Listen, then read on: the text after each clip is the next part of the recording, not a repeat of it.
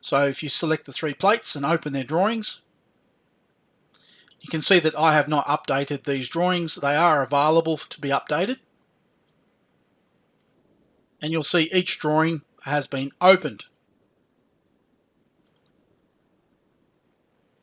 Now, with having every drawing opened, when we detail our project, I find that instead of detailing as you go, which you can do and it's recommended, that if you have already got items that you've inserted from your library that have already been detailed, it's a really simple system to go through and highlight 10 of these in one go and go open drawing,